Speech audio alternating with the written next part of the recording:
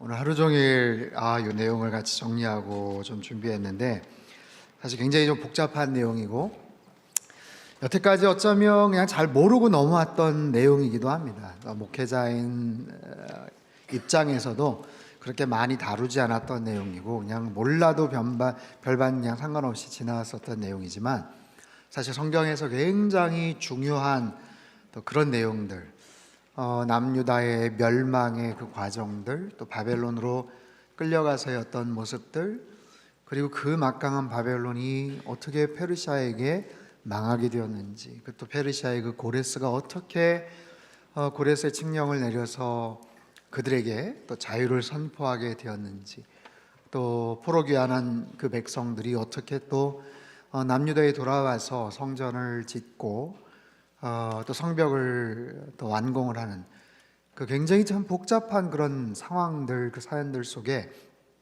여러 선지자들 이야기들이 또 수평적으로 막 껴맞춰 나오고요.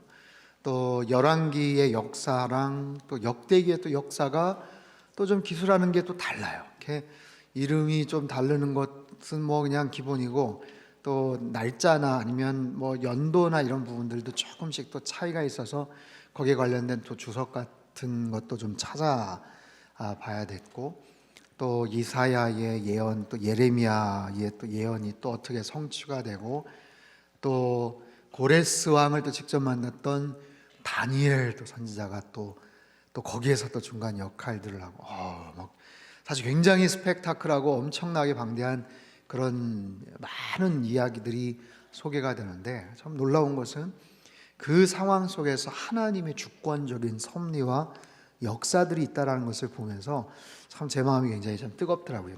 어떻게 이 말씀들을 잘 오늘 좀 전달을 해야 될 텐데, 저도 그렇지만 어떻게 여러분 같이 정신 똑바로 차리고 오늘 함께 좀 말씀을 좀 들었으면 좋겠어요. 여러분 그 성경의 맥잡기 교재 32쪽을 한번 보시죠.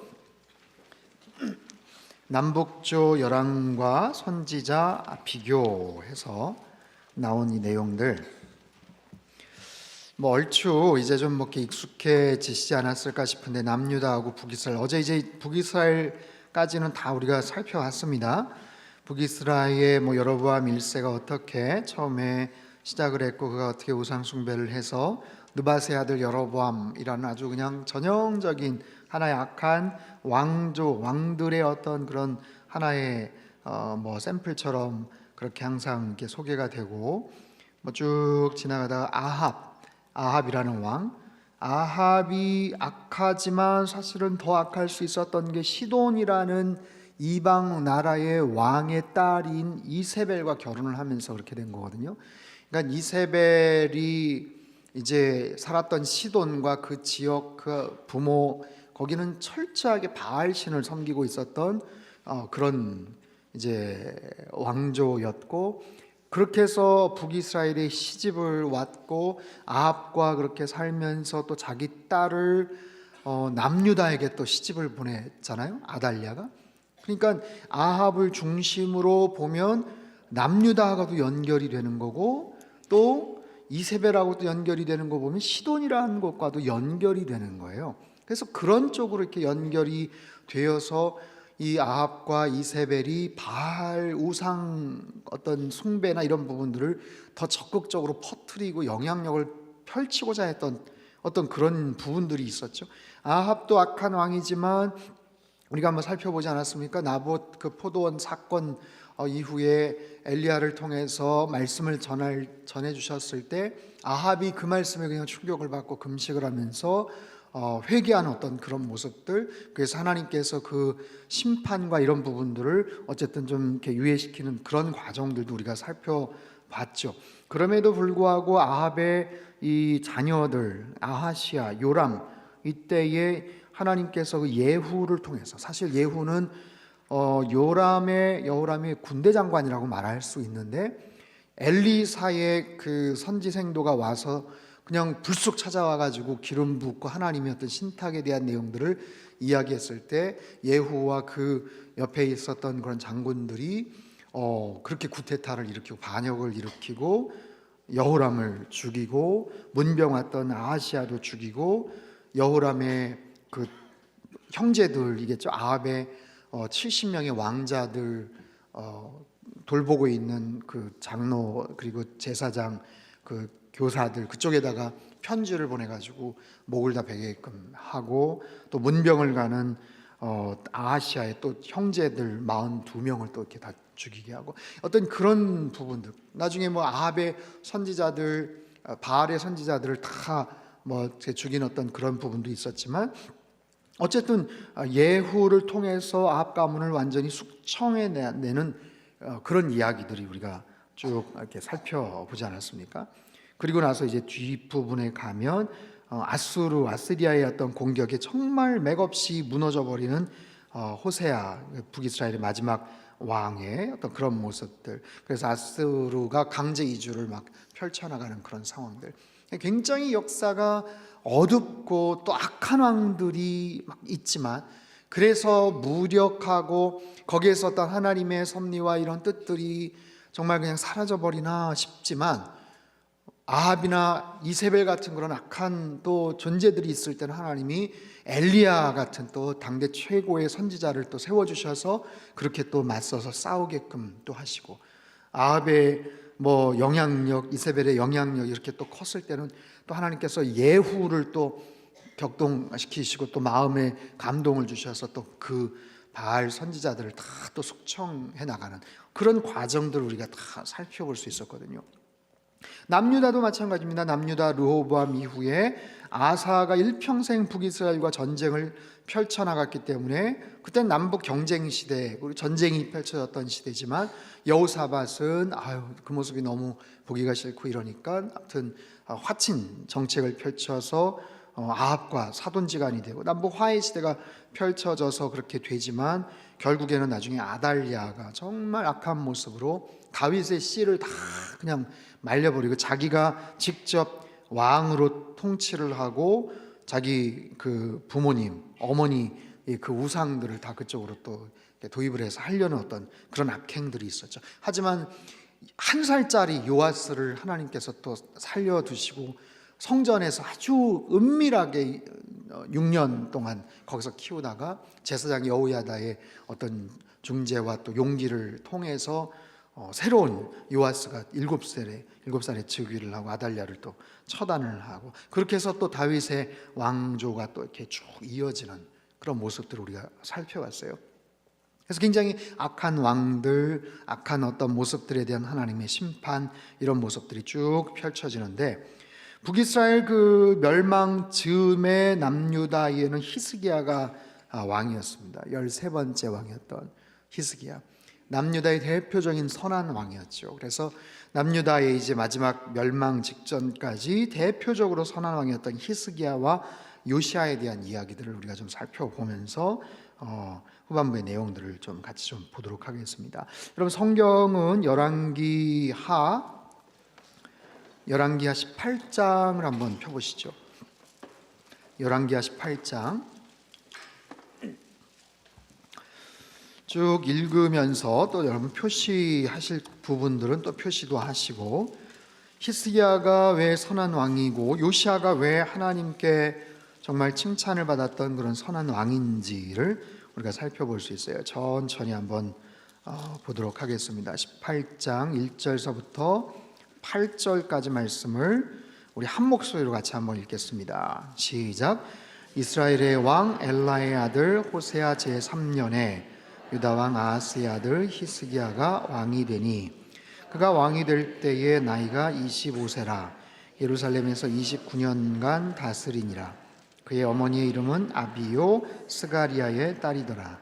히스기야가 그의 조상 다윗의 모든 행위와 같이 여호와께서 보시기에 정직하게 행하여, 그가 여러 산당들을 제거하며 주상을 깨뜨리며 아세라 목상을 찍으며 모세가 만들었던 놋뱀을 이스라엘 자손이 이때까지 향하여 분향함으로 그것을 부수고 느후스단이라 일컬었더라.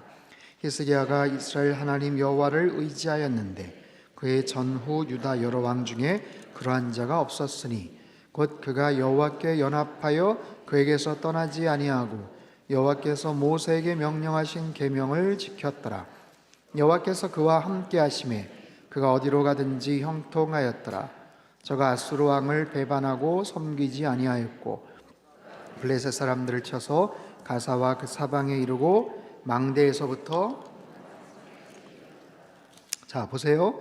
히스기야의 여러 지적들 또 올바른 행동들을 쭉 기술을 하는 데 있어서 북이스라엘의 악한 왕들의 모습은 항상 느바세 아들 여로보암의 길을 따랐다. 그렇게 성경에서 말을 한다면 남유다에서 선한 왕들의 이야기들은 다윗의 길로 행했다.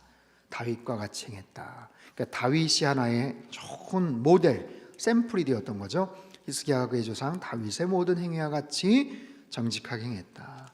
히스기야의 여러 좋은 그리고 아주 하나님께서 칭찬하실 만한 여러 행동들이 나오는데 특별히 그 4절에 모세가 만들었던 놋뱀을 그때까지 분양했다. 그러니까 사람들이 우상 숭배를 하는데 굉장히 다양한 우상들이 막 있었어요. 여러 산당들, 주상들, 아세라 목상들 이런 부분들이 많이 있었는데 그 가운데 하나가 모세가 광야에서 만들었던 놋뱀. 여러분 기억하시죠? 불뱀이 나타나서 사람들이 물리고 막 이러니까 하나님께서 모세를 통해서 놋뱀을 장대에 만들어서 매달아 누구든지 그것을 보는 자는 살리라. 요한복음 3장에서도 소개가 된 바가 있었던 굉장히 중요한 신학적 의미가 담겨져 있는 그 놋뱀을 보는 자는 살리라.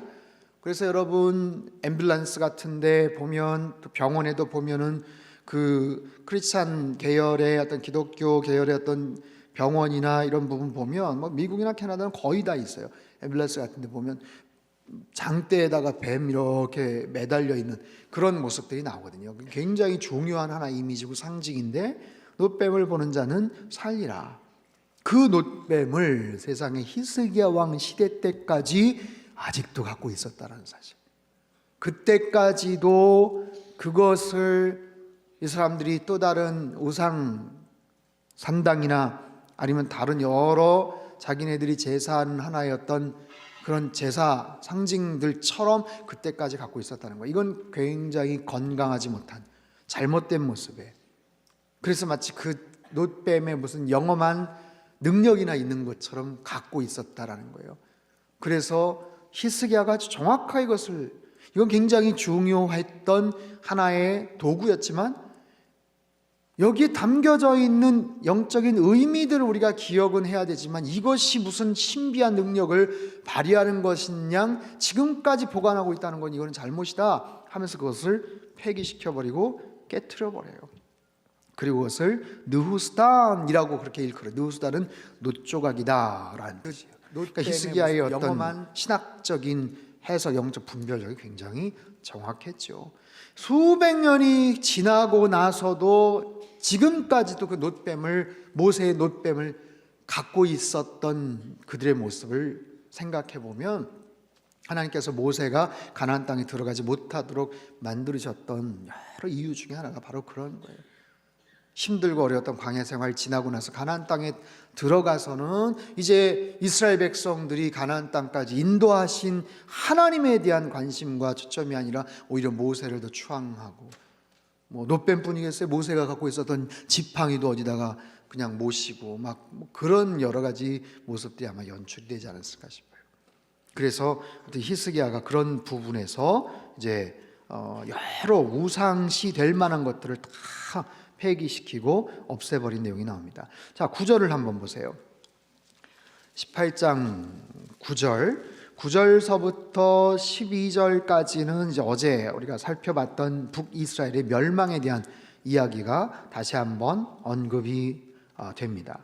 13절. 자, 북이스라엘까지 공격을 해오고 침범을 했던 아시리아가 남유다는 그냥 내버려 두겠습니까? 엄청난 무슨 쓰나미처럼 막 밀고 들어왔는데 거기서 멈출 일이 없죠. 그러니까 어떤 영향력을 그들이 받는가? 히스기야 왕 제14년에 아수르의 왕 사네립이 올라와서 유다 모든 견고한 성읍들을 쳐서 점령하며 유대 왕 히스기야가 라기스로 사람을 보내어 아수르 왕에게 이르되 내가 범죄하였나이다. 나를 떠나 돌아가소서. 왕이 내게 지우시는 것을 내가 당하리이다 하였더니 아수르 왕이 곧 은 300달란트와 금 30달란트를 청하여 유다 왕 히스기야에게 내게 한지라. 히스기야가 이에 여호와의 성전과 왕궁 곳간에 있는 은을 다 주었고 또 그때의 유다 왕 히스기야가 여호와의 성전 문의 금과 자기가 모든 기둥에 입힌 금을 벗겨 모두 아수르 왕에게 주었더라. 아수르가 남유다를 그냥 내버려 둔 게 아니에요. 사실은 히스기야 그 초반에는 거의 영향권 안에 있었어요. 그래서 오히려 가서 굽신거리고 잘못했다고 막 이야기하고 조공을 바치겠다고 이야기하고, 그래서 성전에 막 있었던 여러 기물들, 금 이런 것들을 막 벗겨다가 갖다가 줘서 마음을 풀게끔 하고 막 그런 일들이 벌어지죠. 그래서 이제 아예 그렇게 깔보고 자신감을 얻은 그 장군이 이제 가서 아예 그냥 본격적으로 남유다를 그냥 꿀꺽 먹어 삼키려는 그런 모습들을 이제 보이게 됩니다. 그런 이야기도 굉장히 참 안타깝고 속상한 이야기들이 쭉 연결이 돼요. 19장을 보시죠. 19장. 그렇게 그들에게 조공을 바치면서 뭔가 아무튼 마음을 이렇게 좀 하는데도 불구하고 이들의 욕심이 거기서 끝나지 않죠. 너희가 믿는 여호와가 너에게 뭘 무슨 힘이 있겠느냐 하면서 아주 모욕적인 그런 이야기를 해요. 18장 33절 민족의 신들 중에 어느 한 신이 그의 땅을 아수르 왕의 손에서 건진 자가 있느냐. 지금까지 아수르랑 겨루어서 이긴 나라가 민족이 없었다라는 거예요. 하맛과 아르밧의 신들이 어디 있으며 스발와임과 헤나와 야와의 신들이 어디 있느냐. 그들이 사마리아를 내 손에서 건졌느냐. 민족의 모든 신들 중에 누가 그의 땅을 내 손에서 건졌기에 여호와가 예루살렘 내 손에서 건지겠느냐. 아주 깔보면서 너네가 믿는 여호와 그 신이 도대체 누구냐. 힘 있으면 얘기해봐라. 그러나 백성이 잠잠하고 한마디도 그에게 대답하지 아니하니 왕이 명령하여 대답하지 말라 했습니다. 이에 힐기야의 아들로서 왕궁 내 책임자인 엘리야김과 서기관 셈나와 아삽의 아들 사관 요아가 옷을 찢고 히스기야에게 나가서 랍사게 말을 전하니라. 너무 비통하고 속상하고 굴욕적인 이야기를 듣는 거예요. 그래서 그 왕 히스기야가 그 이야기를 듣고 나서 너무너무 화가 나고 속이 상해서 하나님 앞에 이제 구하기 전에 이사야에게 도움을 청합니다. 히스기야가 19장이에요. 왕이 듣고 그 옷을 찢고 굵은 배를 두르고 여호와의 전에 들어가서 왕궁의 책임자인 엘리야김과 서기관 셈나와 제사장 등 장로들이 굵은 배를 둘려서 아모스의 아들 선지자 이사야에게로 보내매 그들이 이사야에게 이르되 히스기야의 말씀이 오늘은 환난과 징벌과 모욕의 날이라 아이를 낳을 때가 되었으나 해산할 힘이 없도다. 랍사게가 그의 주 아수르 왕의 보냄을 받고 와서 살아계신 하나님을 비방하였으니 당신의 하나님 여호와께서 혹시 그의 말을 들으셨을지라. 당신의 하나님 여호와께서 그들의 말 때문에 꾸짖으실 듯하니 당신의 남아있는 자들을 위하여 기도하소서. 이와 같이 히스기야 왕의 신복이 이사야에게 나아가니 이사야가 히스기야에게 하나님의 말씀을 전달을 하는 거예요. 6절 7절은 같이 읽을까요? 시작. 이사야가 그들에게 이르되 이렇게 말하라. 여호와의 말씀이 너는 아수르 왕의 신복에게 들은 바 나를 모욕하는 말 때문에 두려워하지 말라. 내가 한 영을 그의 속에 두어 그로 소문을 듣고 그의 본국으로 돌아가게 하고 또 그의 본국에서 그에게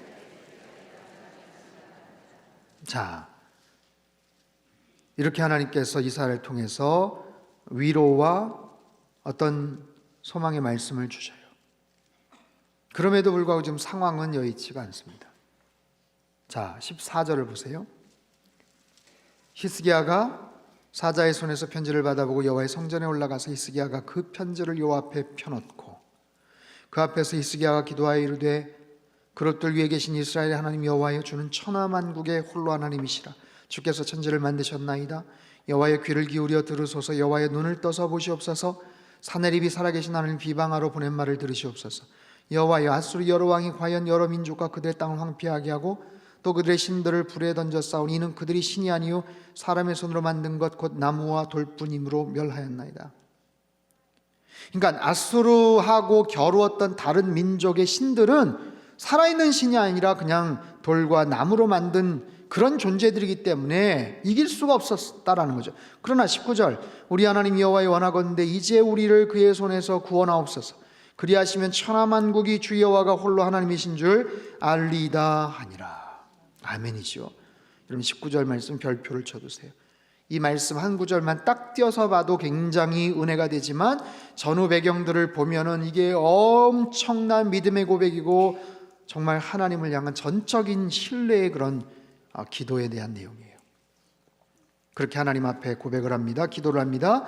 그러자 20절 아모스의 아들 이사야가 히스기야에게 보내 이르되 이스라엘 하나님 여호와의 말씀이 네가 아수르 왕 사네립 때문에 내게 기도하는 것을 내가 들었노라 하셨나이다. 아멘이죠. 여러분, 우리가 힘들고 어려운 상황에 하나님 앞에 기도하면 하나님께서 분명히 들으시는 줄로 믿습니다. 하나님께서 외면치 마시고 안시고 하나님께서 그 기도를 들으셔요. 그래서 여호와께서 아수르 왕에게 대하여 이같이 말씀하시기를 처녀 딸 시온이 너를 멸시하며 너를 비웃었으며 딸 예루살렘이 너를 향하여 머리를 흔들었느냐? 네가 누구를 꾸짖었으며 비방하였느냐? 누구를 향하여 소리를 높였으며 눈을 높이 떴느냐? 이스라엘의 거룩한 자에게 그리하였도다. 아수르 왕을 향한 하나님의 징계와 책망의 메시지예요. 자, 그러면서 쭉 아수르 왕에 대한 하나님의 심판에 대한 내용들을 쭉 말씀을 하시고 왜 이게 이렇게 가능한지 이유는 31절 여호와의 열심히 이 일들을 이룰 것이다. 32절 그러므로 여호와께서 아수르 왕을 가리켜 이르시기를 그가 이 성에 이르지 못하며 이리로 화살을 쏘지 못하며 방패를 성을 향하여 세우지 못하며 치려고 토성을 쌓지도 못하고 오던 길로 돌아가고 이 성에 이르지 못하리라 하셨으니 이는 여호와의 말씀이니라. 여러분, 하나님의 말씀은 능력의 말씀인 줄 믿습니다. 34절 35절 같이 읽죠. 시작. 내가 나와 나의 종 다윗을 위하여 이 성을 보호하여 이 밤에 여호와의 사자가 나와서 아수르 진영에서 군사 18만 5천 명을 친지라. 아침에 일찍 일어나 보니 다 송장이 되었더라. 아멘.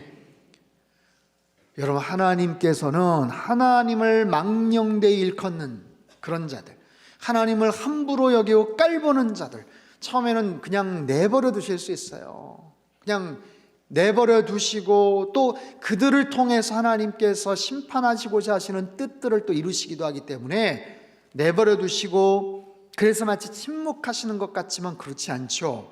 하나님께서도 계속 보고 계시다가 참고 계시다가 결정적인 그런 상황 속에선 하나님께서 움직이시고 명령을 하시면 여러분 18만 5천 명이 뭐예요? 몇십만 명, 몇백만 명도 아무런 정말 힘도 못 쓰고 그냥 죽을 수가 있는 거예요. 18만 5천 명이라는 엄청난 군사가 바로 코앞에 와서 진을 치고 있었는데 세상에 그 다음날 그냥 송장이 되어버렸어요.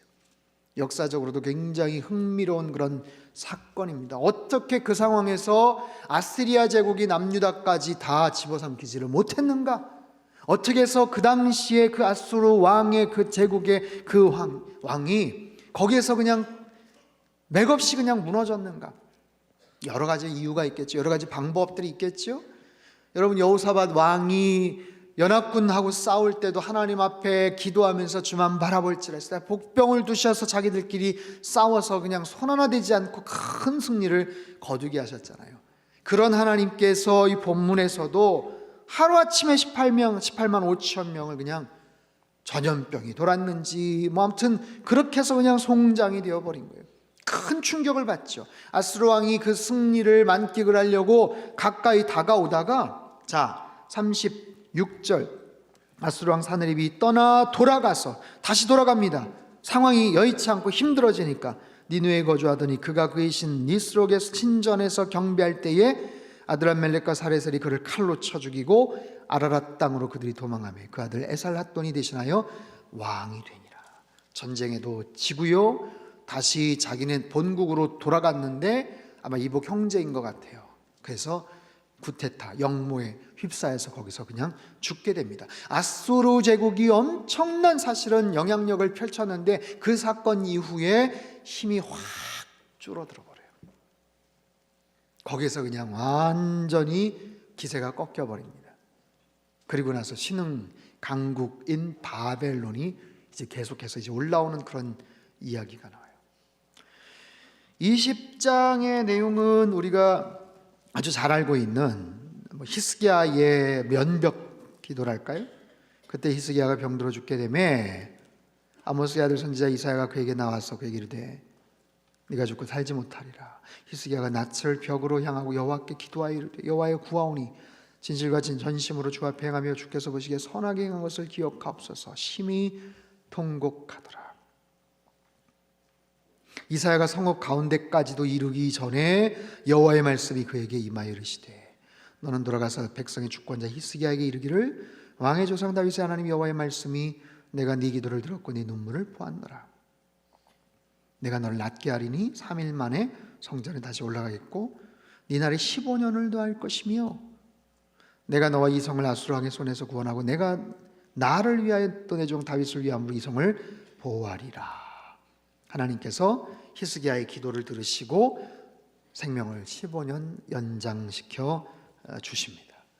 그리고 무화과 반죽 종철을 거기다가 바르고 그렇게 해서 낫게 되고요. 히스기야가 그것이 하나님의 표징인가 하면서 해그림자가 10도 더 나갈 것인가, 아스의 일령표 그 해그림자가 10도를 더 나가게 하겠습니까? 아니면 거꾸로 나가게 하겠습니까? 이것이 정말 하나님의 뜻이고 하나님께서 주신 분명한 확신이라면 나가는 거에 어떻게 시간 지나면 나갈 수 있는데 나갔던 해그림자가 거꾸로 나가는 건 기적 아닙니까? 해서 그렇게 간구를 했을 때 정말 그대로 선지자 이사야에게 여호와께 간구하며 아하스의 해시계 위에 나갔던 해그림자를 10도 뒤로 물러가게 하셨다.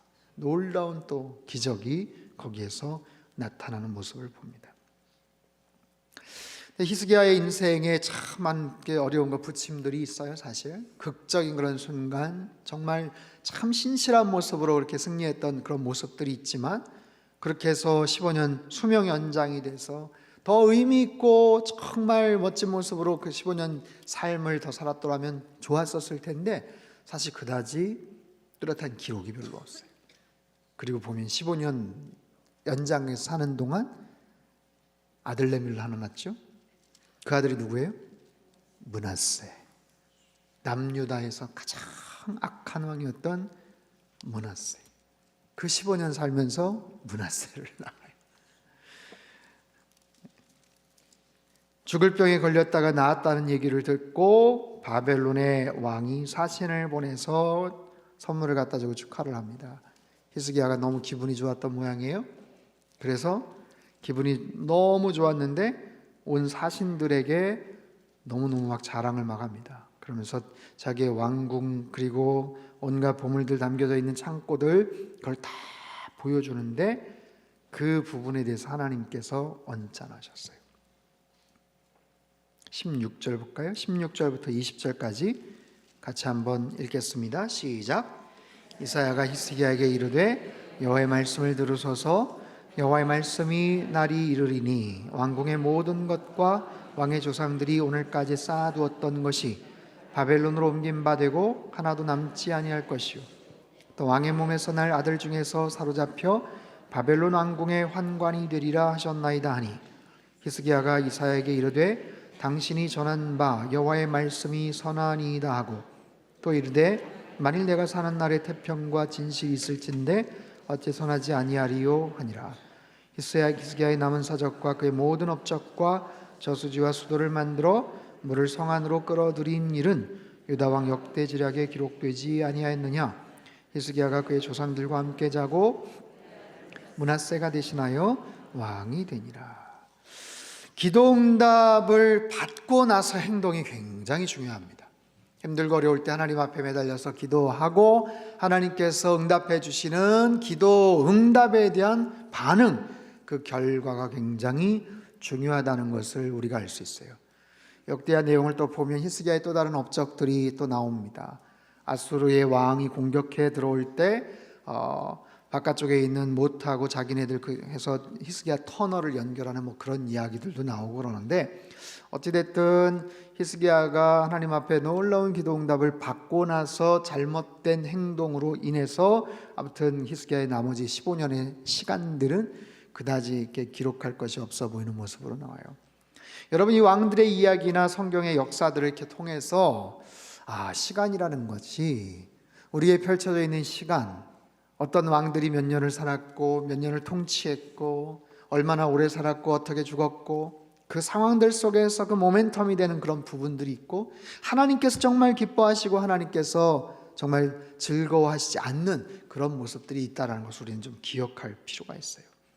21장에 므낫세 이야기가 나 55년 동안, 이 악한 왕이 55년 동안 통치를 합니다.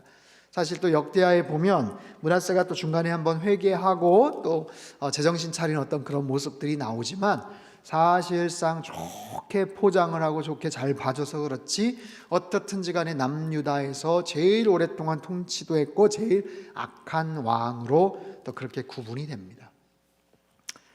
자, 22장으로 한번 넘어가 보죠. 22장.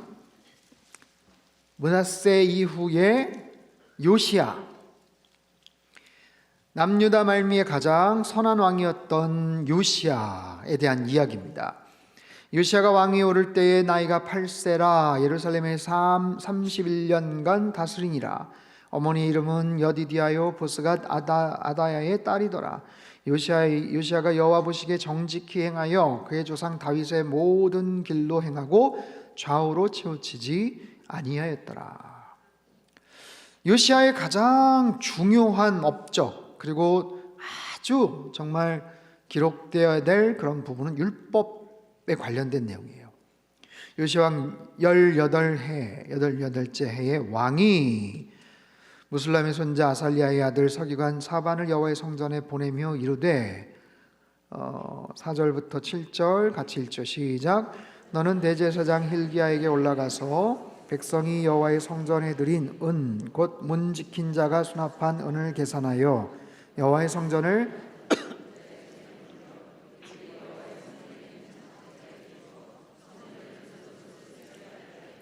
곧 목수와 건축자와 미장이에게 주게 하고 또 제목과 다듬은 돌을 사서 그 성전을 수리하게 하라. 그러나 그들의 손에 맡긴 은을 회개하지 말지니 이는 그들이 진실하게 행함이니라. 그 요시야 그 전에 므낫세가 너무 악한 모습으로 행동을 하면서 온갖 우상 숭배를 하고 성전을 함부로 여기고, 그래서 요시야가 이제 성인이 되고 왕권을 어느 정도 확보를 해나갔을 때 성전에 대한 부분들을 보수를 합니다. 성전에 대해서 관심을 갖고 성전에 있는 것들을 잘 다시 정돈하고 그러는 상황 속에서 8절에 굉장히 중요한 부분들이 소개가 돼요. 자, 8절부터 11절까지도 같이 읽겠습니다. 시작. 대제사장 hil기야가 서기관 사반에게 이르되 내가 여호와의 성전에서 율법책을 발견하였노라. hil기야가 그 책을 사반에게 주니 사반이 읽으니라. 서기관 사반이 왕에게 돌아가서 보고하여 이르되 감독자의 손에 맡겼나이다 하고, 또 서기관 사반이 왕에게 말하여 이르되 제사장 hil기야가 내게 책을 주더이다 하고, 사반이 왕의 앞에서 읽음에 왕이 율법책의 말을 듣자 곧 그의 옷을 찢으니라. 자, 성전을 청소하고 거기를 수리하는 과정 속에서 먼지가 그냥 꽉 덮여있는 율법책을 발견을 합니다. 이게 뭐지 하면서 털고, 그래서 그것을 서기관에게 주고, 서기관 사반이 그것을 읽고 내용이 중하다는 것을 알고 왕에게 찾아가서 제사장 hil기야가 이것을 찾아서 저한테 줬는데 왕이시여 이거 알으셔야 될 것 같습니다 하면서 요시야 앞에서 율법책의 말을 듣는데, 요시야가 그 율법책의 말씀을 듣고 옷을 찢었다. 여러분, 성경에서 특별히 구약이나 이런 쪽에서 옷을 찢었다, 머리에 재를 뒤집어 썼다, 이것은 애통하는 어떤 그런 하나의 행동이죠. 왜 그 말씀을 듣고 옷을 찢었는가? 13절. 너희는 가서 나와 백성과 온 유다를 위하여 이 발견한 책의 말씀에 대하여 여호와께 물으라. 우리 조상들이 이 책의 말씀을 듣지 아니하며 이 책에 우리를 위하여 기록된 모든 것을 행하지 아니하였으므로 여호와께서 우리에게 내리신 진노가 크도다. 13절 여러분 별표를 쳐주세요. 이게 굉장히 중요한 발견입니다. 왜 요시야가 율법책의 말씀을 듣고 애통해하면서 옷을 찢었는가? 우리 조상들이 이 책의 말씀을 듣지 않았기 때문에 이런 악행과 이런 어려움이 생겼던 거구나 라는 것을 그제야 깨달았던 거예요. 16절 여호와의 말씀이 내가 이곳과 이 주민에게 재앙을 내리되 곧 유다 왕이 읽은 책의 모든 말대로 하리니 이는 이 백성이 나를 버리고 다른 신에게 분향하며 그들의 손의 모든 행위로 나를 경노하게 하였습니다. 그러므로 내가 이곳을 향하여 내린 진노가 꺼지지 아니하리라 하셨느니라. 이 말씀을 듣고 율법책을 보고 깜짝 놀랍니다. 여러분 보십시오. 왕들의 여러 이야기, 수없이 많은 왕들이 흥망성쇠를 경험을 하고 성공하고 형통한 사람들도 있었지만 그렇지 못한 악한 모습으로 인생을 아니면 자신의 왕조를 끝내버렸던 그 이유가 거슬러 올라가면 신명기의 말씀, 구약의 토라의 말씀, 하나님 레위기의 말씀, 그 말씀대로 순종하면 복을 받고 순종하지 않으면 하나님께서 어떻게 벌을 내리실 것이다 라고 말씀하신 거잖아요. 근데 그 말씀이 무언지를 알지를 못했던 거예요, 여태까지. 그래서 그 내용을 보고 요시야 왕이 마음에 큰 감동과 찔림을 받고 온 백성에게 이 율법책을 읽히게 하는 거예요. 그랬었구나. 그래서 이런 문제가 생겼었구나. 우리가 하나님의 말씀을 몰랐구나. 하나님 말씀대로 우리가 순종하지 않았구나 라는 거예요. 여러분, 어느 왕조든 어느 국가든 어느 사회든 어느 개인이든 결국에는 하나님께서 창조하시고 하나님께서 만들어 놓으신 이 세상, 이 사회구조 속에서 결국에는 오늘 본문의 내용과 똑같은 거예요. 하나님의 말씀에 따라서 순종을 하는가, 아니면 하나님 말씀에 불순종하여서 살아가는가, 느바세 아들 여로보암의 길을 가는가. 거기에 따라서 그들의 삶이 어떤 모습으로 중간에 있든지 간에 결론은 거의 똑같은 거예요. 여러분, 우리 인생 속에서 정말 다윗의 길을 걸어갔던 히스기야나 요시야와 같이 하나님의 말씀을 순종하며 말씀을 정말 청렴하여서 그 말씀 따라서 나아갈 때에 하나님께서 우리 가정, 우리 자녀들의 앞길 가운데도, 하나님께서 이 민족 가운데도 주신 말씀처럼 정말 그대로 순종하는 자들에게 하나님께서 복을 주시더라라는 거예요. 너무너무 중요한 그런 영적인 교훈이에요. 내 삶을 한번 되돌아봐요. 나의 인생이 어떻게 여기까지 왔는가? 내가 언제부터 예수님을 알게 되었는가? 예수님 알고 나서 교회 생활을 하고 믿음 생활을 하고 상담교회 와서 믿음 생활을 하고 아니면 그 이전에 다른 교회에서 믿음 생활을 하고 교회 생활 열심히 하고 내가 봉사 생활도 열심히 했지만 다른 여러 가지보다도 그 상황 속에서 내가 하나님 말씀대로 정말 순종하며 살았던 것들은 뭔가? 내가 교회 생활을 열심히 하고 뭔가 봉사활동도 많이 했지만 말씀 따로 혹시 나의 어떤 고집이나 나의 어떤 그런 생각 따로 그렇게 살아오지는 혹시 않았는지 그런 모습들을 우리가 분별하면서 여기에 맞춰서 우리 삶을 적용해 볼 필요가 있다는 거죠. 23장 이후의 내용들은 계속해서 요시야가 거기에 대한 큰 깨달음을 얻고 말씀을 가르치고 말씀을 지키게 하는 거예요. 23장 1절부터 3절까지 말씀을 한 번 더 읽겠습니다. 시작. 왕이 보내 유다와 예루살렘의 모든 장로를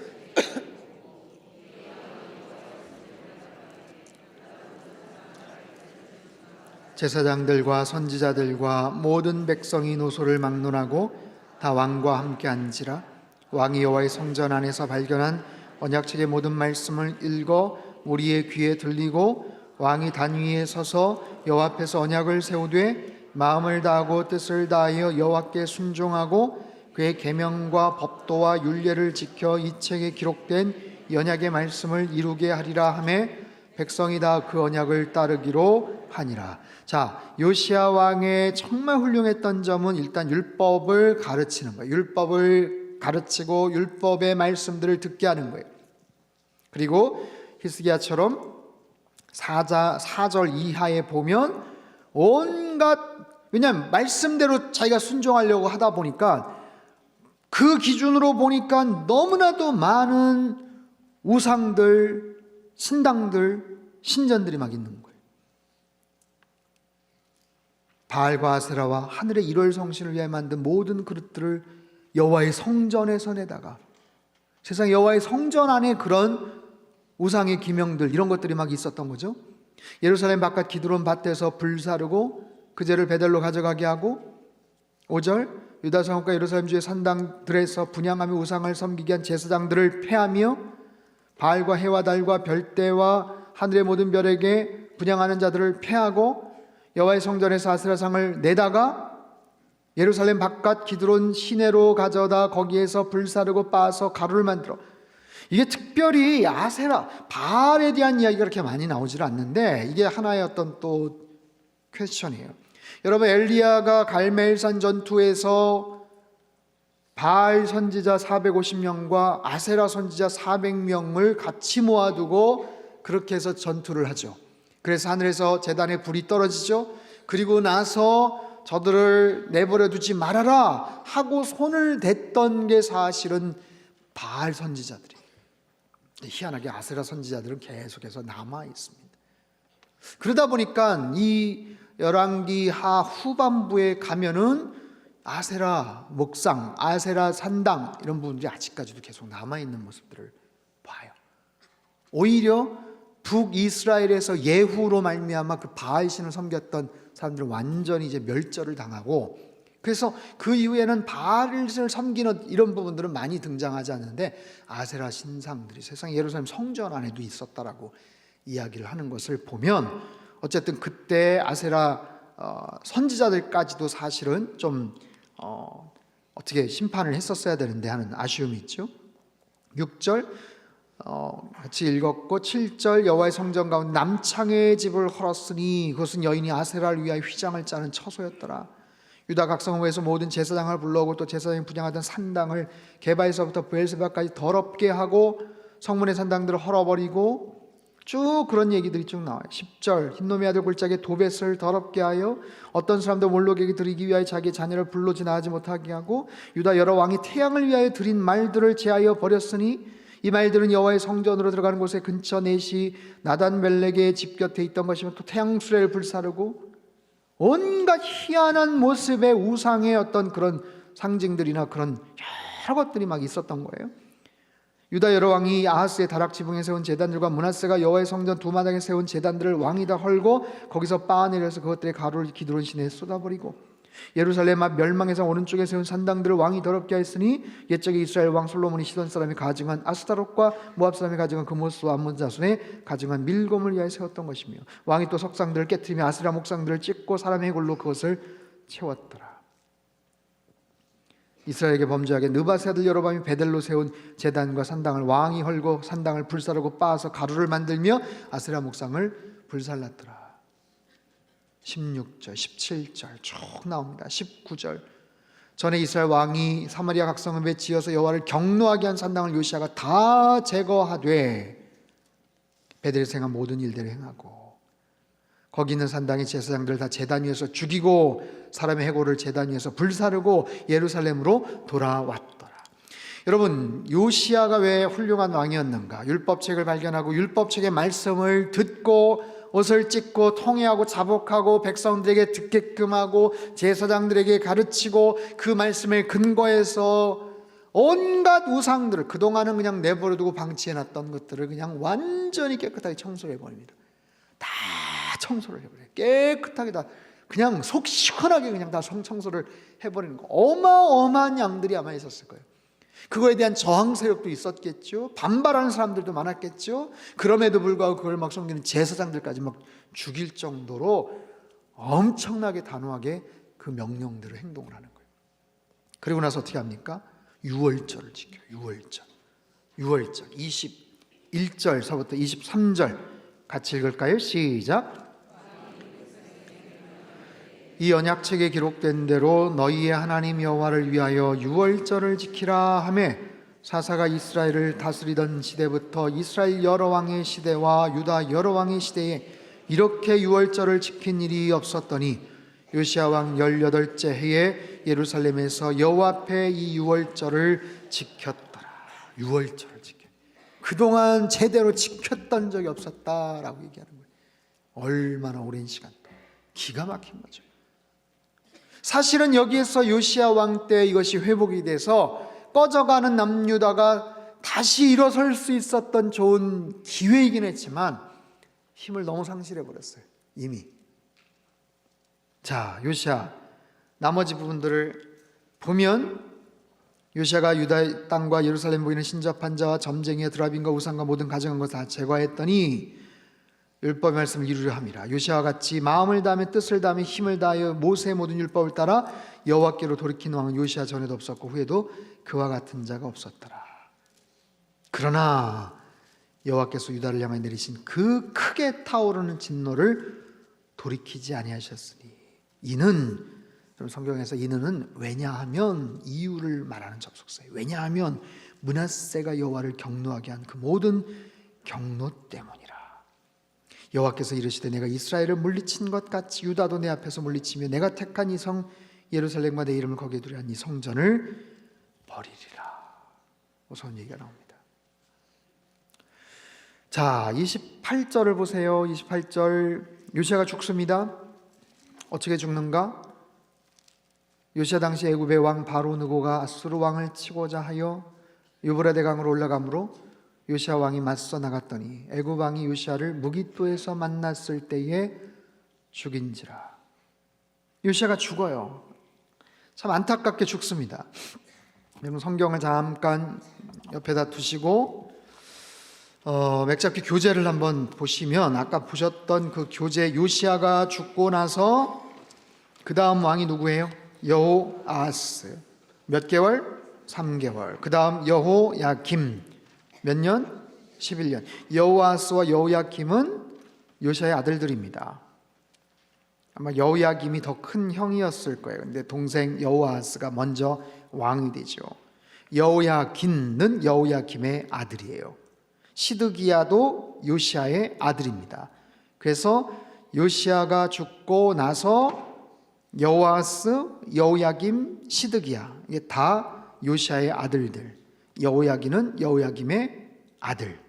3개월, 11년, 3개월, 11년, 22년 6개월. 요시아 죽고 나서, 즉 23년간 4명, 5명의 왕이 있을 만큼 굉장히 혼란한 그런 시기였습니다. 자, 이게 어떻게 해서 벌어진 일인가? 여러분 성경의 맥잡기 34쪽을 한번 보세요. 34쪽.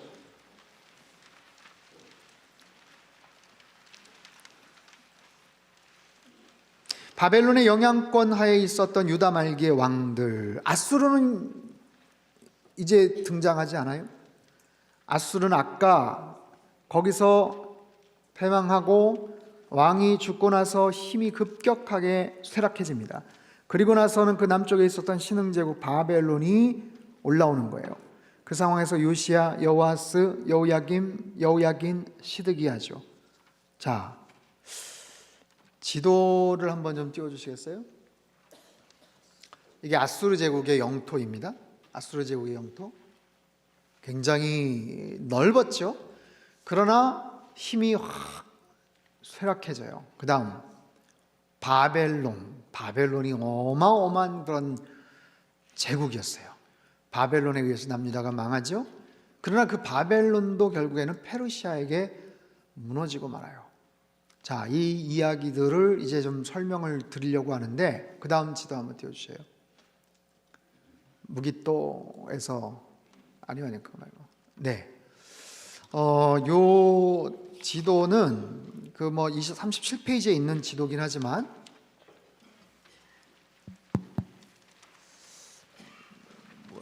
교재에 있는 지도를 보셔도 되고 그냥 요 내용이 잘 안 보이면 예루살렘, 이스라엘 어디 있는지 구분을 하시죠? 이집트도 있고 무깃도라고 가운데 까맣게 쓴 글씨가 있고 저 북쪽에 갈그미스라고 밑줄, 빨간색 밑줄 친 데도 있고 아래쪽에 빨간색으로 바벨론이 있고, 그렇죠? 저 위쪽에 하란이라는 곳 보이세요? 하란, 니누에 하란, 그렇죠?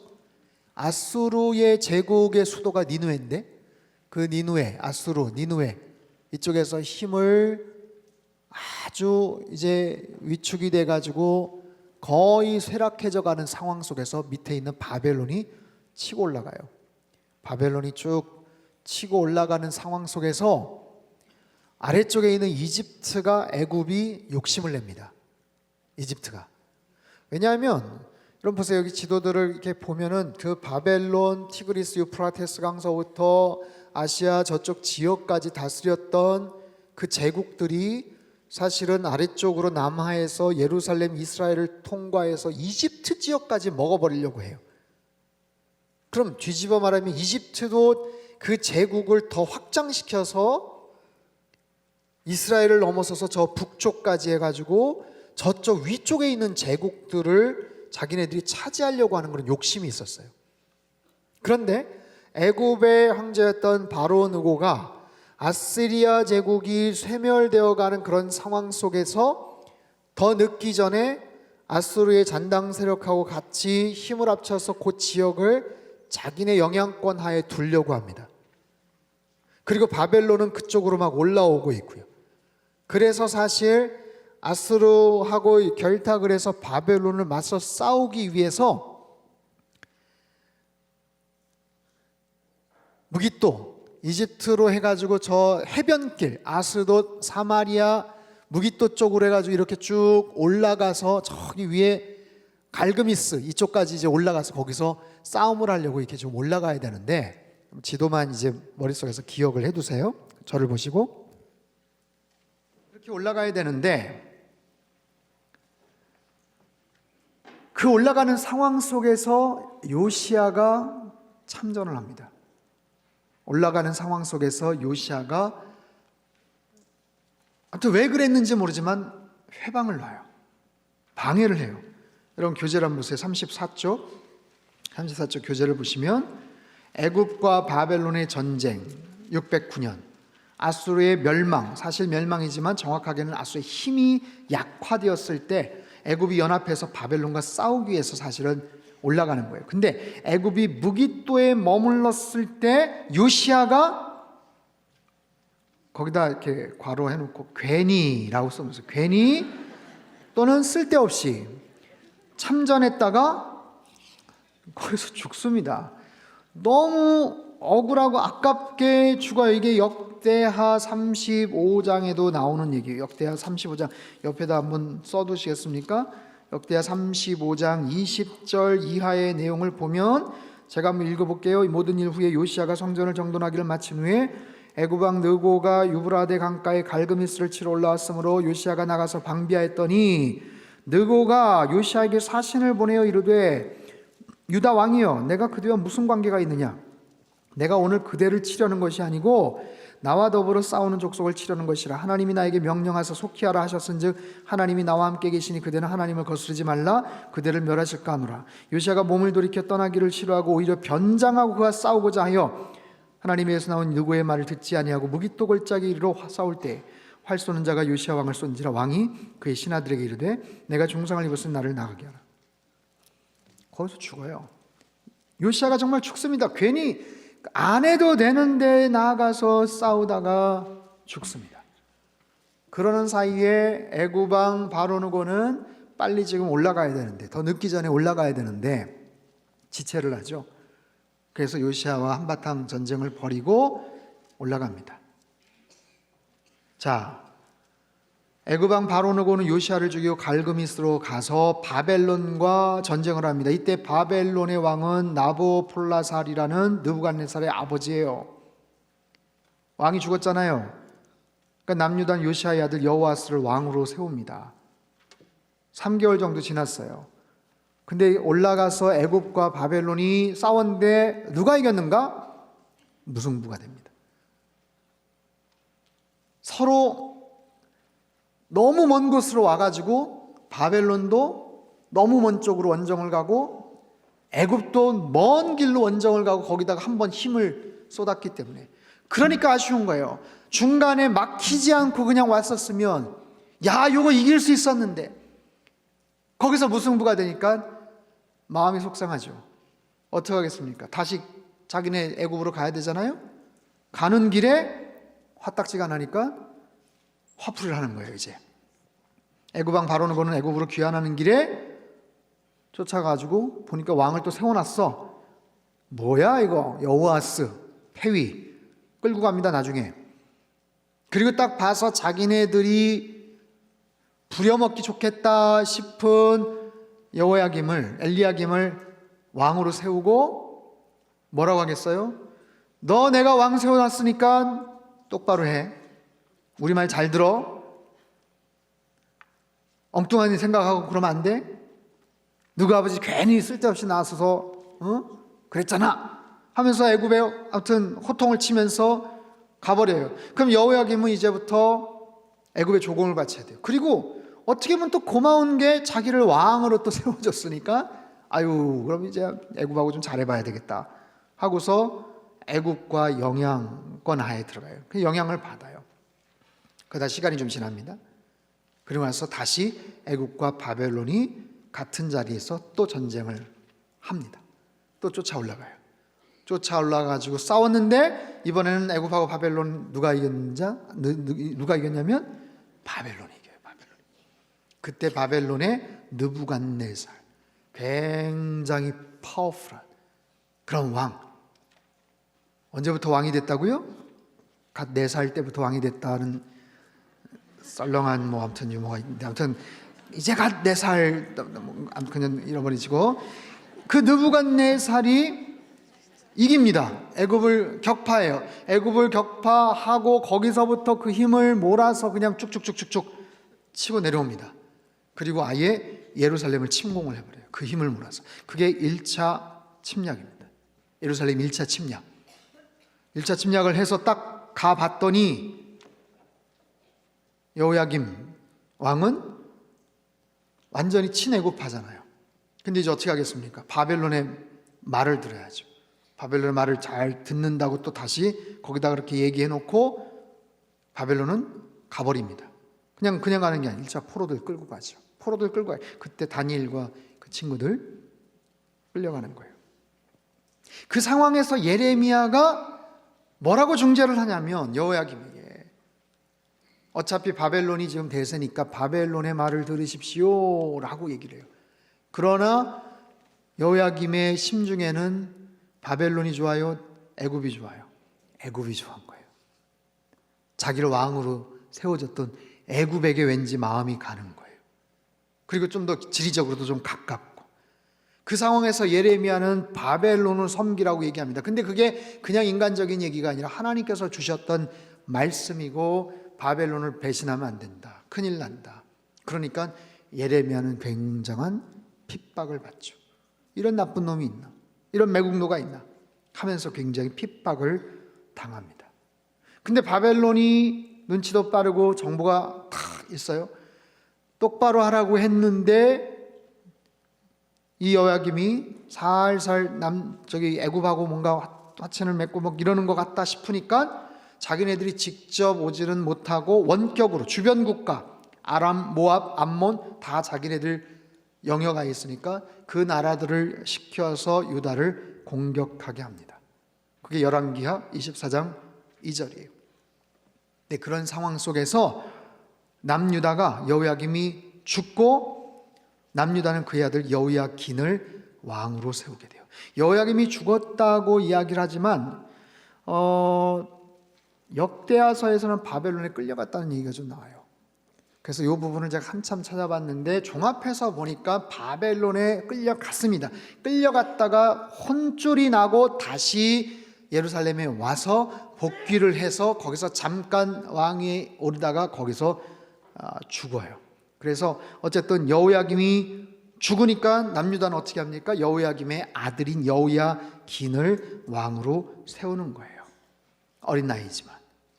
그리고 3개월 후에는 직접 느부갓네살이 직접 쳐들어와서 남유다 조정에서 여호야김의 아들 세웠다고 하니까 필요 없다고 하면서 여호야긴도 폐위시키고 시드기야라는 또 다른 왕을 세우는 거예요. 자기네들 말 잘 듣게. 그러면서 그때 쳐들어와서 2차 침략이에요. 2차 침략해서 그때 포로들을 다 끌고 갑니다. 1차 와서 어느 정도 좀 데리고 갔고 말 잘 듣겠다 싶었는데 자꾸만 왔다 갔다 할 것 같고 이러니까 아예 기술자들, 쓸만한 어떤 고급 인력들, 남아있는 왕족들 거의 10,000명이 넘게 아주 중요한 고급 인력들, 엘리트들을 그때 다 데리고 갑니다. 그때 끌려갔던 사람이 에스겔, 그리고 여호야긴 이 왕도 그때 끌려가는 거예요. 에스더서에 나오면 에스더의 삼촌이었던 모르드게도 그때 같이 끌려가는 거예요. 그래서 그렇게 끌려가게 됩니다.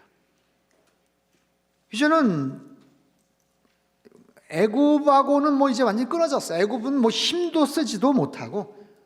근데 그런 상황 속에서도 시드기야 왕이 바벨론하고는 자꾸만 멀고 그냥 또 배반을 하는 어떤 그런 상황들이 펼쳐져요. 시간이 지나고 나서. 그래서 바벨론이 아무래도 안 되겠다 싶어서 느부갓네살이 세 번째 아예 침공을 해버립니다. 침공을 해서 유다가 버티다가 1년 반 만에 완전히 함락이 되고 시드기야는 눈이 뽑히고 그리고 그 아들들 죽이는 살해되는 장면을 다 거기서 보고 그래서 남유다가 586년에 거기서 망하게 돼버리는 거예요.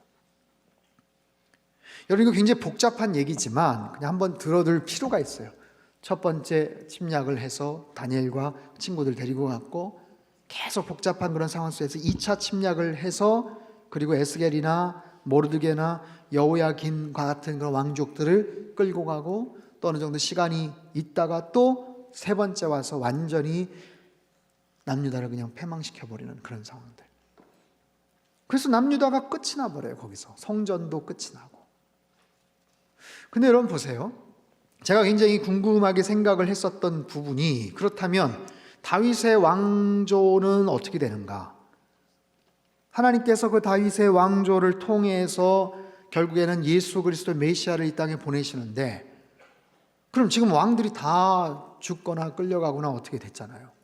그러면 다윗의 왕조는 그냥 거기서 끝나버리는가? 바벨론을 끌려갔다가 다시 돌아와서 어떻게 하고 나중에 신구약 중간기가 있지만 거기서 끝나는가? 어떻게 되는가? 여러분 놀라운 사실은 여호야긴이 끌려가요. 바벨론으로 끌려갑니다. 근데 끌려가서 무려 37년 동안 옥살이를 합니다. 근데 그 37년이 지나고 나서 느부갓네살이 죽고 나서 그 아들이 새로 등극을 하는데 그 아들이 여호야긴을 석방을 시켜줘요. 그 이야기가 열왕기하 마지막 부분에 소개가 돼요.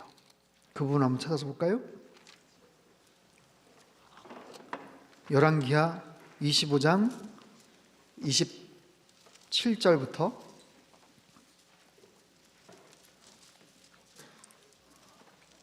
한번 보세요. 27절부터 같이 한번 읽겠습니다. 시작.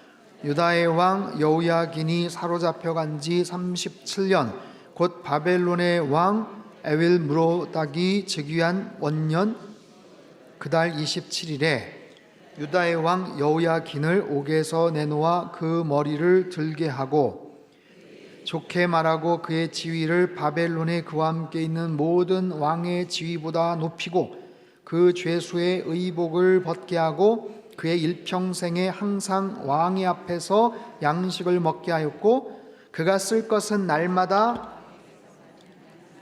종신토록 끊이지 아니하였더라. 여러분 이 부분이 왜 열왕기하 마지막에 이렇게 언급이 되었겠습니까? 이건 굉장히 중요한 하나의 사실입니다. 왜냐하면 지금 다윗의 왕조가 다 끊어져 버릴 상황이잖아요.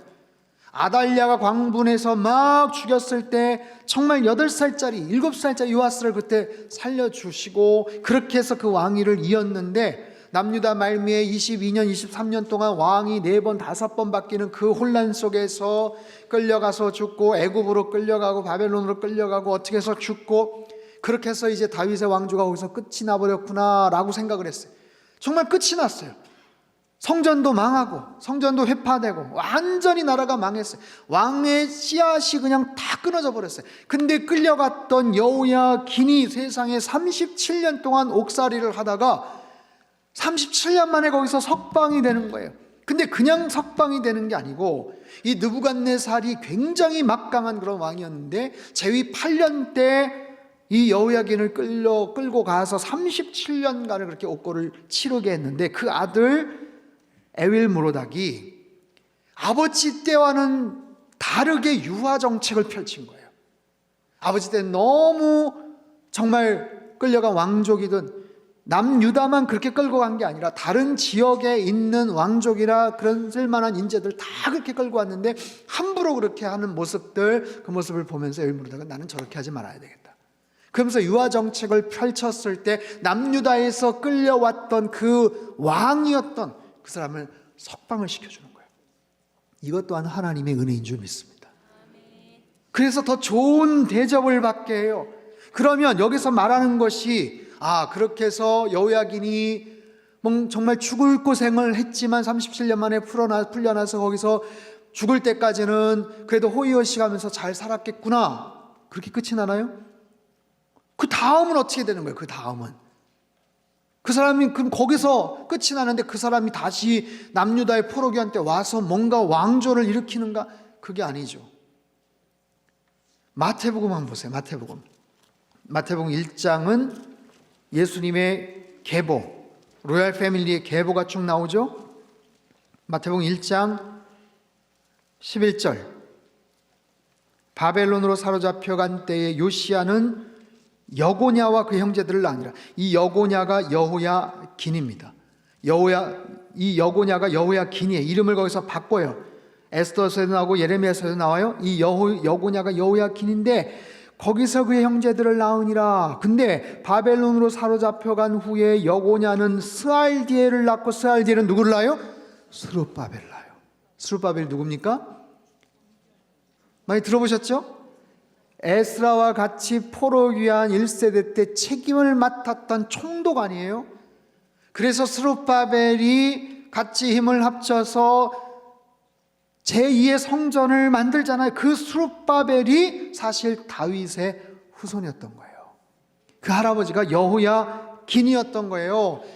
바벨론에 끌려가 37년 동안 옥살이 하면서 죽을 뻔했다가 하나님께서 희한한 방법으로 살려주셨던 그 여호야긴을 통해서 그 아들을 낳고, 그 아들이 스룹바벨로 바벨론에서 성공을 하고 총독의 자격으로 포로 귀환해서 오는 거예요. 그렇게 해서 결국에는 기가 막히게 포로 귀환 시대에 스룹바벨을 통해서 또한 다윗의 그 영적인 계보가 이어지는 거예요. 이제는 더 이상 왕이라는 신분은 아니지만 하나님께서 그 다윗의 씨를 통해서 결국에는 그 아들 해서 요셉을 통해서 또한 마리아와의 결혼을 통해서 예수 그리스도 메시아가 태어나게 된 거예요. 여러분, 이것이 얼마나 놀라운 사실입니까? 엄청난 사실이에요. 하나님의 숨겨져 있는 그 놀라운 정말 기가 막힌 그런 섭리들. 자, 그렇다면 그 바벨론은 도대체 어떤 제국이었나? 여러분, 바벨론이라는 그 제국에 대한 이야기가 서방세계에 알려지기 전에는 영국이나 아니면 이런 유럽에 있는 정말 문화의 르네상스의 중흥기를 이루었던 그런 나라들은 사실 인류 역사에서 자기네들이 가장 화려한 문명을 자랑하고 갖고 있었다고 생각을 했어요.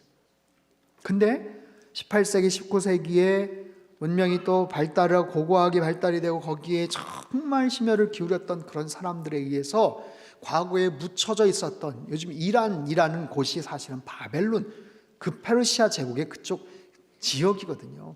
그쪽에 대한 그런 내용들이 이게 발굴이 되는 거예요. 여러 자료들이 있지만 그것을 가상으로 이렇게 만들어 놓은 어떤 그런 짧은 영상이 하나 있는데 짧게 한번 보셔요. 영상 한번 틀어주세요.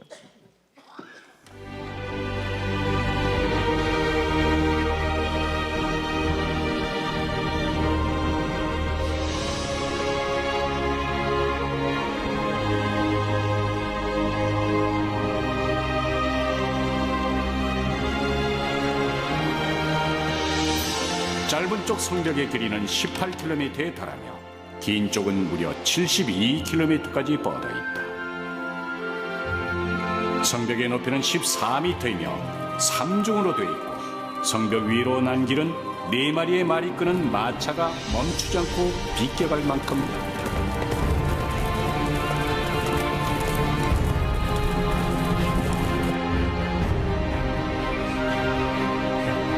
훗날 학자들의 연구 결과 당시 바빌론의 인구는 약 15만 명 정도였던 것으로 밝혀졌습니다. 오늘날에 비하면 보잘것없어 보이지만 기원전 6세기 당시엔 세계 어떤 도시보다 큰 규모였습니다.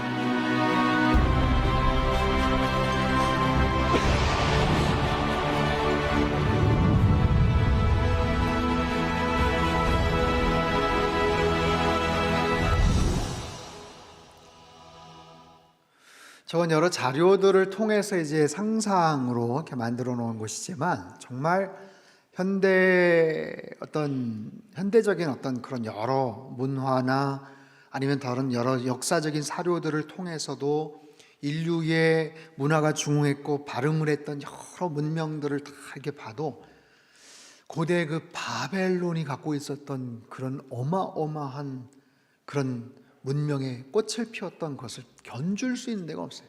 그러니까 요한계시록에도 보면은 쾌락과 사치의 상징, 세속적인 문화의 상징을 바벨론으로 칭하는 이유가 바로 그런 이유입니다. 그런데 저런 어마어마한 제국, 그 느부갓네살이 거의 한 45년 가까이 통치를 하면서 그렇게 막강한 모습으로 구축을 해왔던 저런 어마어마한 제국이 불과 1세기를 넘어가지를 못하고 망하고 맙니다. 어디에게? 페르시아에게 망하고 말아요. 그 페르시아의 고레스에 의해서 멸망하게 돼요. 그래서 많은 학자들이 사실은 두 가지 의문, 어떻게 고레스는 저 바벨론을 무너뜨릴 수가 없는 그런 성이에요. 성이 뭐 높이가 한 10m, 두께가 뭐 몇 미터로 말 4마리가 양쪽으로 그냥 움직일 수 있는 어떤 그런 10m, 15m 위에 그런 길들을 냈고 그것을 3중으로 댔고, 그리고 한 2m, 3m 정도로 티그리스 강이나 유프라테스 강이 그 유입이 돼서 아예 해자라고 하죠. 그렇게 해서 성을 두르고 있는 어떤 그런 곳. 그 안에 15만 명 가까이 사는 사람들이 많게는 한 20년을 먹을 수 있는 양식까지 비축이 되어 있는, 그 도대체 어떻게 무너뜨릴 수가 있었는가?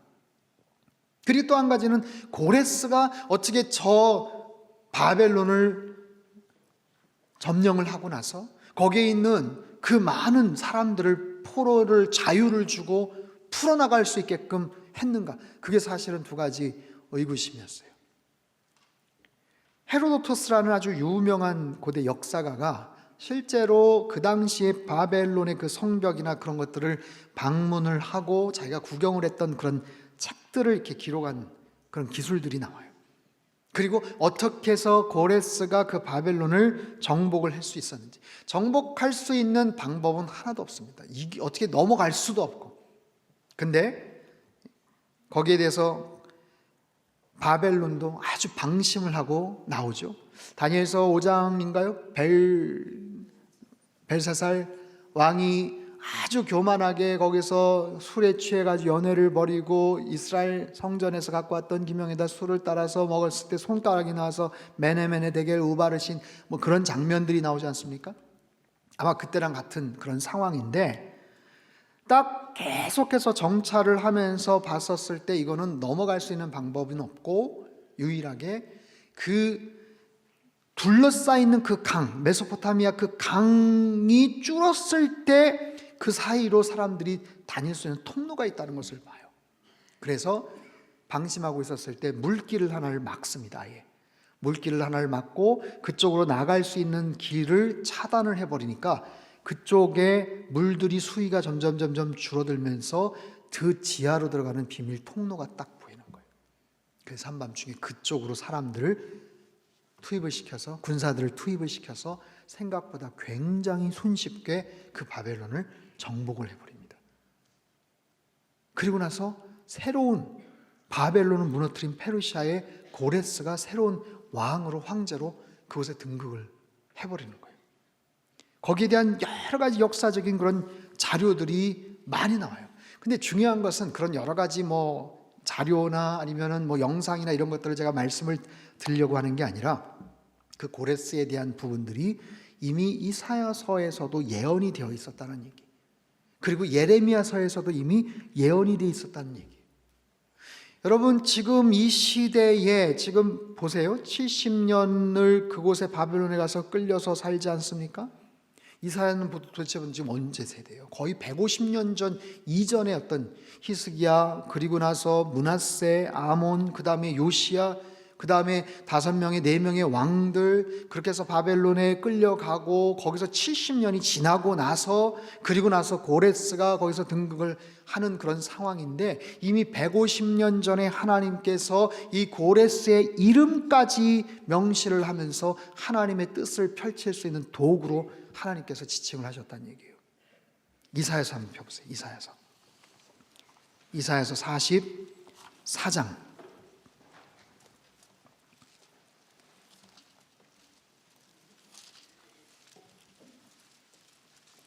이사야 44장 27절 28절 말씀입니다. 27절 28절 말씀 같이 읽겠습니다. 시작.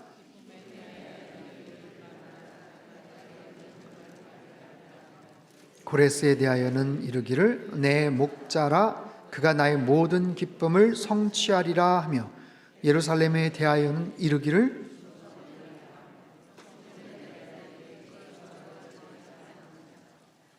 45장 1절을 한번 보세요. 여호와께서 그의 기름 부음을 받은 고레스에게 이같이 말씀하시되 내가 그의 오른손을 붙들고 그 앞에 열국을 항복하게 하며 내가 왕들의 허리를 풀어 그 앞에 문들을 열고 성문들이 닫히지 못하게 하리라.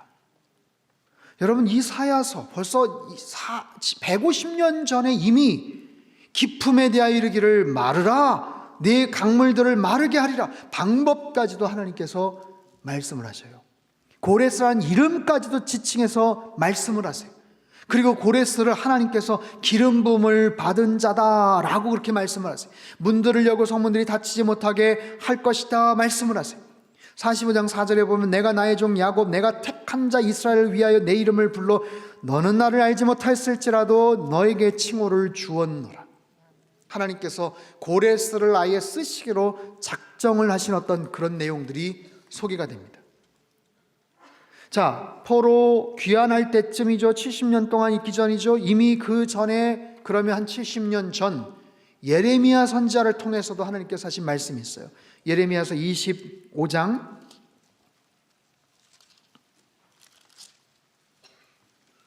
11절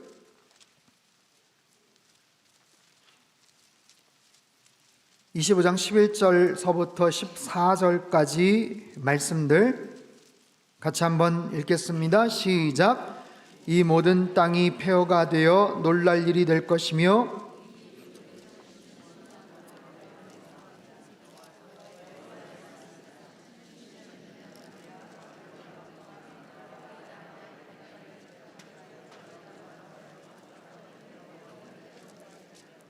내가 그 땅을 향하여 선언하는 바 곧 예레미야가 모든 민족을 향하여 예언하고 이 책에 기록한 나의 모든 말을 그 땅에 임하게 하리라.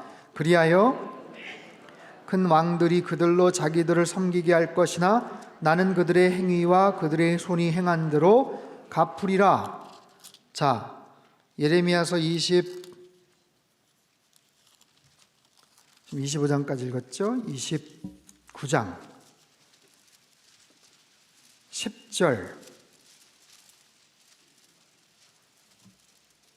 10절 11절 같이 읽겠습니다. 시작.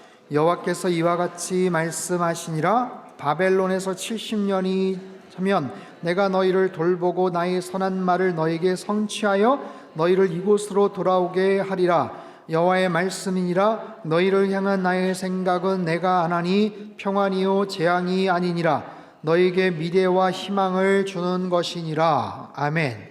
여러분 보십시오.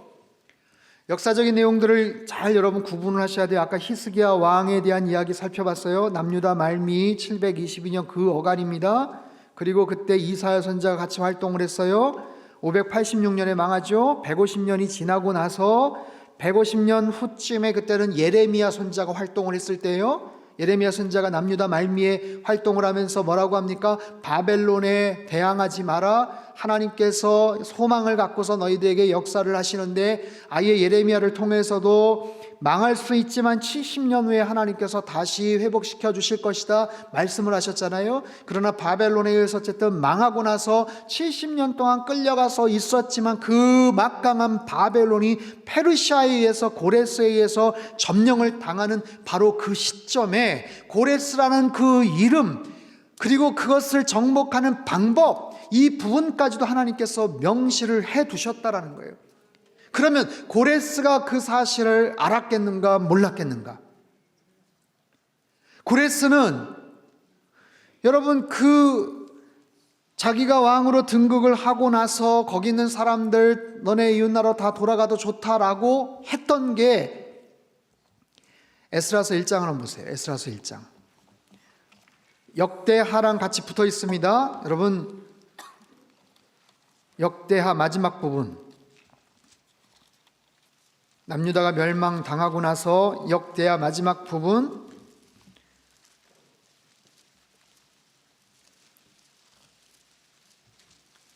역대하 36장 22절 23절 같이 한번 읽겠습니다. 시작.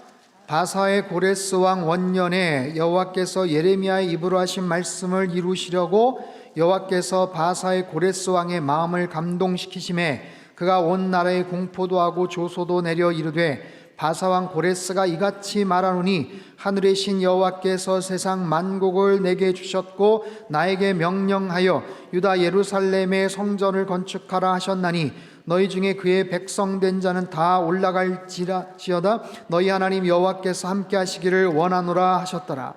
바로 그 뒷장 넘어가면 에스라서인데, 에스라서에서도 똑같이 조서가 나와요. 이 공문이 그대로 나와요.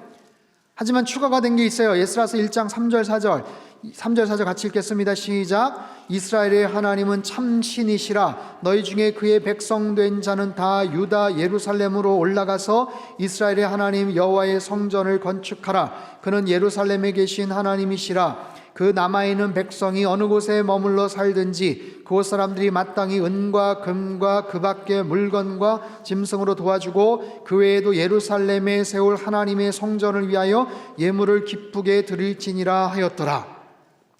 여러분, 이 말씀이 우리가 하나님 말씀을 믿고 하나님의 섭리와 역사들을 사랑하는 상황에서도 이 말씀이 살짝 어떻게 이럴 수가 있지라고 생각이 드는 거예요.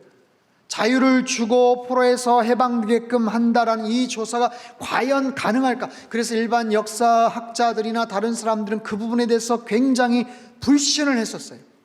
그런데 이 고레스의 칙령, 이 고레스의 실린더라는 부분이 1900년대 어느 시점에서 이게 발견이 돼요. 사진 한번 띄워주세요. 이게 지금 대형 박물관에 소장이 되어 있는데 쐐기 문자로 쓰여진 굉장히 깨알 같은 그런 글씨. 근데 이 글씨를 해독을 해 보니까 이게 길이 23cm, 지름 10cm 원기둥 형태의 돌인데, 여기에 뭐라고 거기에 나와 있냐면, 나는 여러 민족에게 종교의 자유를 허용한다. 바벨론 주민의 세계를 향상한다. 생계를 향상한다. 포로로 끌려온 민족과 그들이 소유한 조각상을 본국으로 돌려보낸다 라는 말이 나오고 나서, 저게 정말 고레스의 칙령이라는 굉장히 중요한 그런 고고학적인 발견이 있고 나서 그럴 리가 있나 라는 말이 거기 싹 들어가 버렸어요. 자, 저를 보세요. 그러면 조금 전에 우리가 에스라서나 역대하 마지막 부분에 고레스가 마치 무슨 큰 신앙 고백을 하듯이 온 세상의 주권자 하나님, 이런 부분에 대해서 고레스가 어떻게 이런 고백을 했겠는가? 어떻게 고레스는 그런 하나님에 대한 그런 부분들을 알고 귀국 명령을 했겠는가? 물론 보세요. 아수르, 바벨론, 페르시아. 아수르는 어떤 정책을 펼쳤냐면 혼잡시키는 이주 정책을 펼쳤어요. 그렇죠? 바벨론은 어떤 정책을 펼쳤냐면 끌고 와서 굉장히 터프하게 아주 정말 힘들게 막 만드는 어떤 그런 정책을 펼쳤어요. 그러나 페르시아의 고레스는 존중하는 유화 정책을 펼쳤어요. 아무리 그렇다고 치더라도 이런 부분들이 굉장히 의아하게 생각을 해요. 여러분, 바벨론에 끌려갔던 여러 사람들 중에 에스겔도 있었지만, 아까 모르드게도 있었지만, 모르드게는 그 다음 이제 활동을 하지만 굉장히 중요한 인물이 한 명 있는데 누군지 혹시 아세요? 바벨론에 끌려갔던 인물 중에 1차 끌려갔었을 때 땡땡땡과 친구들 다니엘, 그렇죠? 다니엘에 대한 이야기가 성경에 소개가 되는데, 자, 마지막에 다니엘서 9장을 한번 펴보세요. 다니엘서 9장. 다니엘이 바벨론에 끌려가서 4명의 왕들이 있는 동안 정치가로서 탁월한 실력들을 발휘를 하는데, 바벨론이 망하고 나서 고레스가 등극을 하는 페르시아 제국의 그 원년, 나중에 3년 때까지도 다니엘이 생존합니다. 다니엘서 9장 1248쪽, 메대 족속 아수엘의 아들 다리오가 갈대아 나라 왕으로 세움을 받던 첫 해, 곧 그 통치 원년에 나 다니엘이 책을 통해 여호와께서 말씀으로 선지자 예레미야에게 알려주신 연수를 깨달았나니 곧 예루살렘의 황폐함이 70년 만에 그치리라 하신 것이라. 10장을 보세요. 10장 1절, 바사왕 고레스 3년에 한 일이 벨드사사리아 이름한 다니엘에게 나타났는데, 여러분, 다니엘은 고레스를 만났습니까? 못 만났습니까? 만났어요. 만나서 틀림없이 예레미야를 통해서 주셨던 그 메시지, 말씀을 고레스에게 보여주고 전달했을 가능성이 많아요.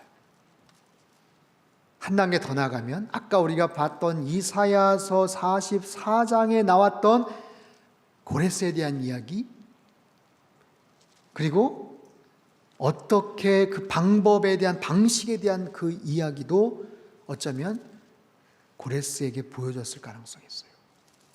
그렇게 되었을 때 하나님께서 그 역사 속에서 고레스라는 그 왕을 통해서 그들을 포로를 귀환을 시키고 새로운 이스라엘의 회복을 만들어 가시더라라는 거예요. 여러분, 하나님은 역사의 주권자가 되시는 줄 믿습니다. 우리가 이런 사실들을 사실은 그냥 모르고 그냥 넘어가고 복잡하잖아요. 그럼에도 불구하고 그 혼란스러운 상황 속에서, 야, 이제는 완전히 끝장이 났네, 이제는 더 이상 소망이 없네 라고 생각을 했는데, 여호야긴이 끌려가가지고 거기서 37년 동안 옥살이를 하더니 세상이 거기서 석방이 되지를 않나? 거기서 나중에 그 자녀가 성공을 해서 스룹바벨이라는 총독이 되어서 남유다에 와서 성전을 다시 한번 재건을 하지를 않나?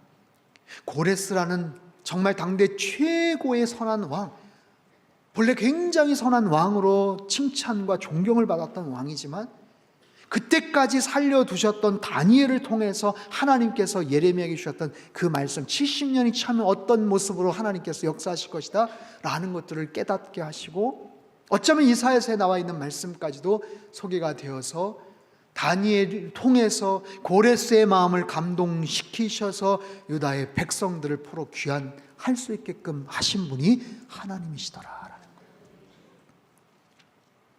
여러분, 우리가 이 역사를 공부를 하고 남유다의 어떤 역사나 이런 부분들을 아는 이유는 복잡한 여러 가지 이유들이 있지만, 아까 히스기야를 통해서도 마찬가지고 요시야를 통해서도 마찬가지지만, 그 혼란한 여러 가지 상황 속에서도 하나님께서는 하나님의 뜻을 반드시 이루어 가신다라는 것을 알 수가 있어요. 하나님의 놀라운 섭리, 그 하나님께서 저와 여러분의 인생의 주권자가 되시고, 우리 대한민국의 하나님께서 주권자가 되셔요. 대한민국의 평화적인 통일을 이루고 계획하시는 분도 하나님이세요. 어떤 다른 외부의 세력이 아니라 하나님께서 갖고 계시는 그런 계획과 하나님의 어떤 뜻 가운데서 그 모든 것들을 하나님께서 이루어 가시기에 우리들은 어떻게 해요? 그 하나님의 주권적인 놀라운 은혜와 능력들을 우리가 신뢰하면서 하나님 앞에 믿음으로 나가야 되는 줄로 믿습니다. 우리 마지막으로 성경 한 구절만 찾고 우리가 기도하면서 마치도록 하겠습니다. 역대상 29장 말씀. 작년이었나요? 재작년이었나요? 우리가 새벽 예배를 하면서 우리가 같이 묵상을 했던 참 귀한 말씀. 다윗의 말년에 하나님 앞에 성전에 대한 그 모든 준비들을 솔로몬을 위해서 시키고 역대상 29장 10절서부터 12절까지 말씀이에요. 다 찾으세요. 구약 654쪽입니다. 찾으셨으면 10절서부터 12절까지 우리 큰 목소리로 같이 읽겠습니다. 시작. 다윗이 온 회중 앞에서 여호와를 송축하여 이르되 우리 조상 이스라엘의 하나님 여호와여, 주는 영원부터 영원까지 송축을 받으시옵소서. 여호와여, 위대하심과 권능과 영광과 승리와 위엄이 다 주께 속하였사오니 천지에 있는 것이 다 주의 것이로소이다. 여호와여, 주권도 주께 속하였사오니 주는 높으사 만물의 머리이심이니이다. 부와 귀가 주께로 말미암고 또 주는 만물의 주제가 되사 손에 권세와 능력이 있사오니 모든 사람을 크게 하심과 강하게 하심이 주의 손에 있나이다. 아멘. 아멘. 여러분 기도하겠습니다. 살아계신 하나님 아버지, 남유다 멸망 그 즈음에 있었던 많은 복잡한 이야기들을 저희가 살펴봤습니다. 히스기야의 그 신실한 기도하는 모습들, 요시야의 하나님의 말씀 앞에 반응하는 모습도 살펴봤습니다. 율법책을 읽고 옷을 찢으며 통회하고 자복하며 왜 이 말씀을 여태까지 알지 못했던고 하며 백성들에게 가르치고 그 말씀에 근거해서 모든 우상 그 잔재들을 다 청산하는 모습들도 봤습니다. 주님, 우리도 히스기야처럼 요시야처럼 말씀 따라 순종하며 살아가게 하여 주시옵소서. 우리 안에 잠재되어 있는 모든 우상의 찌꺼기들이 있다면 하나님께서 깨닫게 하여 주시어서 다 회파하며 청결하게 만들며 나의 삶을 온전한 예배자의 모습으로 만들어갈 수 있게 하여 주시옵소서. 남유다의 그 복잡한 상황 속에서도 하나님께서는 그 소망의 씨앗들을 계속해서 보존해 놓고 계시는 줄 믿습니다. 끌려갔던 여호야긴이 37년 만에 복권이 되고 여호야긴을 통해서 스룹바벨이 거기서 탄생을 하고 하나님 그것을 통해서 메시아가 오는 그 기가 막힌 다윗 왕조의 메시아의 계보도 저희가 봤습니다. 주님, 이사야를 통해서 150년 전에 하셨던 말씀, 또한 70년 전에 에레미야를 통해서 하셨던 그 기가 막힌 예언의 말씀이, 방법과 이름까지도 정확하게 명시했던 그 말씀이 다니엘을 통해서 전달이 되고 다니엘을 통해서 고레스에게 전달이 되고 고레스가 마음의 감동을 받아서 하나님의 백성들을 다시 석방시키고 포로기환을 시키는 기가 막힌 장면도 저희들이 살펴봤습니다. 하나님, 우리의 인생의 주권자가 하나님이신 줄로 믿습니다. 하나님, 부와 귀와 권세가 하나님에게 있음을 믿습니다. 모든 사람을 크게 하시고 강하게 하심도 주의 손에 있음을 믿습니다. 하나님 아버지, 이 하나님을 저희들이 신실하게 믿고 고백하며 살아갈 수 있도록 축복하여 주시옵소서. 2020년도 아니 그 이후의 모든 인생도 하나님이 시간의 창조주의 역사의 주권자가 되심을 믿고 믿음으로 반응은 하나님의 거룩한 백성들 되게 하시고 선교적 교회로서 힘있게 쓰임받으며 세상에 복이 되는 우리 상담교회 되게 주님 축복하여 주시옵소서.